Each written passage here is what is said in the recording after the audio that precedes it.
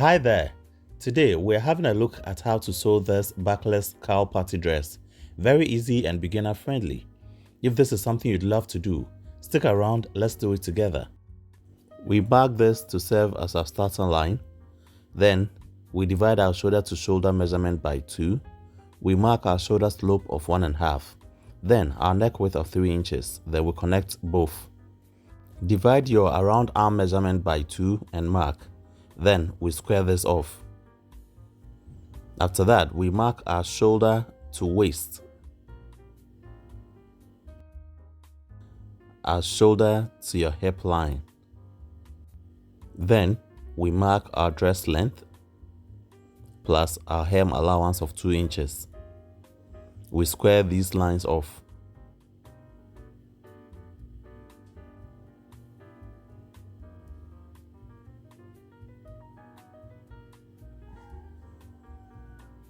Now, this is our hip line, the hip measurement divided by 4.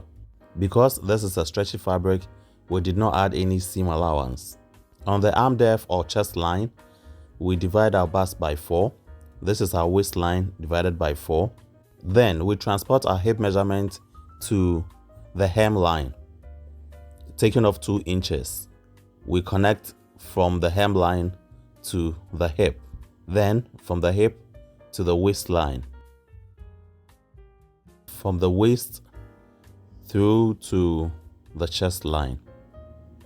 We connect it by refining these lines. When you look at our waist measurement, we have about 1 inch excess. That's fine. We're dividing our arm depth by 3. We pick 1, then this serves as our across back measurement. So the across back is inserted here. With the help of these 3 points, we mark our back armhole. This is the back pattern, remember. The back neck depth is 1 inch. We square that off, and that would guide us to also get our back neck hole. We wouldn't use this, but then this is the method we go by actually. We place this onto the front pattern. We are shifting it by 1.5 inches away from the center front as you just saw. Then we pin this down. We'll go ahead and cut the front pattern. And so apart from the center front, everything is the same. We are tracing the markings onto the front pattern.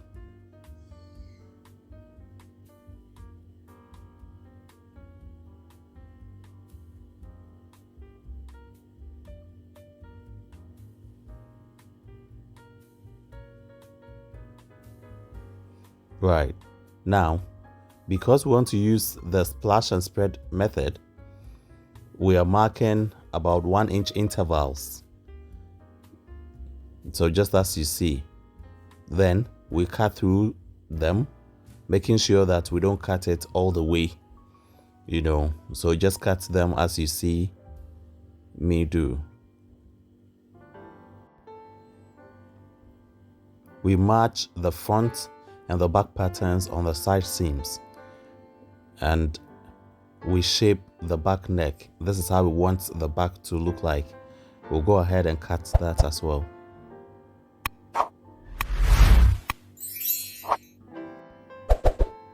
The front pattern is placed onto the fabric, leaving about 1 inch intervals in the opening.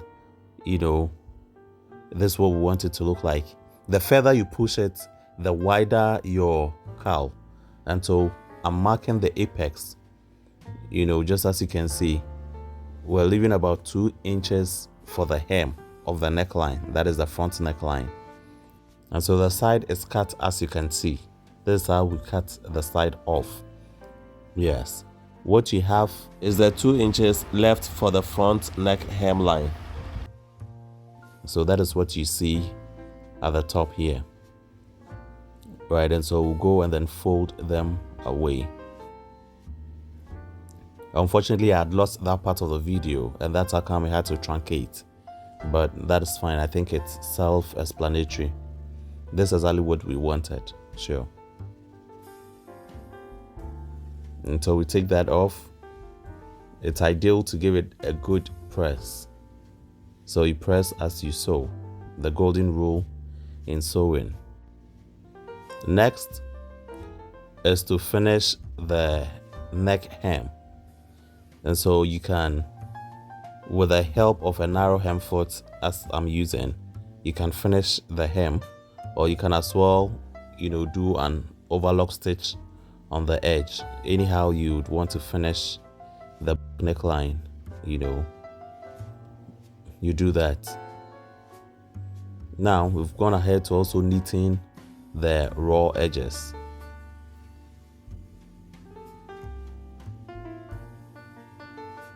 It's now time to insert our buckle, and so this is what we are using. Yes, we've already sewn the strap. It measures 1 inch, and that is a width that inserts exactly into the buckle. You wouldn't want it to be bigger or smaller. We're going ahead to cut it off because we wouldn't need a very long strap for the buckle. You place it on as you can see me do. Then we cut off the excess. Now we'll sandwich it by flipping the excess, that is the hem of the neckline, and then the armhole. We'll go ahead and stitch this part, and we'll do same for the other part as well. Now after stitching, this is what we have.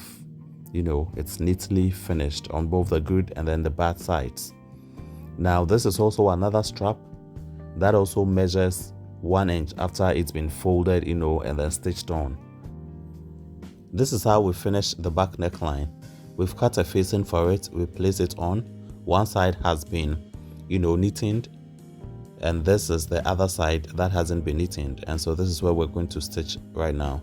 We pin them down, and then we take it to our sewing machine, and we stitch all around this area. After stitching, we will do an understitch of the facing, then we give it a good press. Doing an understitch makes sure that the whole of the facing is folded backwards neatly without having it popping up on the good side.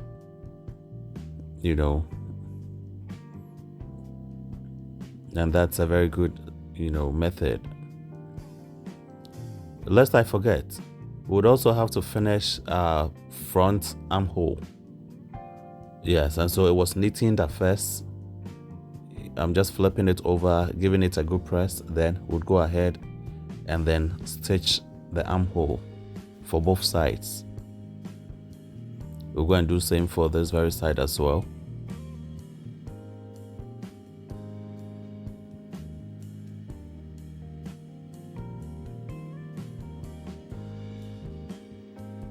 After that, we place the front and back patterns good sides together, matching the armhole. As you can see, now we stitch the side seams. Bear in mind, I've taken away the facing for the back pattern, before placing them on, because that wouldn't be stitched now, it will be stitched later. We'll go ahead and stitch the side seams, both the left and the right sides. We're almost done. Almost. This is very, very easy. And as I said earlier, it's also beginner friendly. You can add this to your DIYs. Now, we'll go ahead and stitch the sides as I said earlier.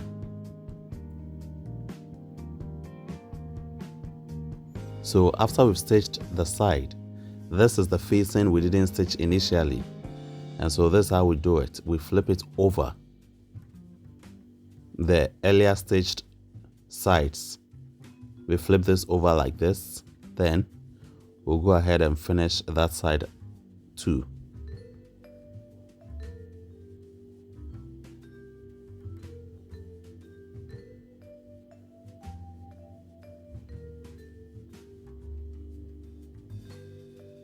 Right.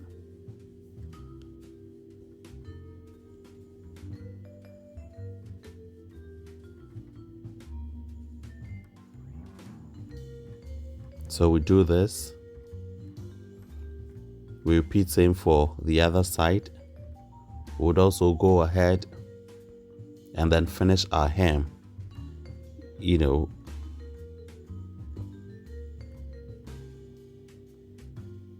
in case you missed the very first one. This is how we are finishing the back neckline. We are flipping it over at the armhole side. Then we'll go ahead and stitch that right along the very first one we stitched, as you can see. Then we are done. Thank you so much for watching and for staying tuned. It's been quite a while. Look at the side finish, very neat. Right. And so this is what we have. Thank you so much for staying tuned. See you on our next video. Thank you.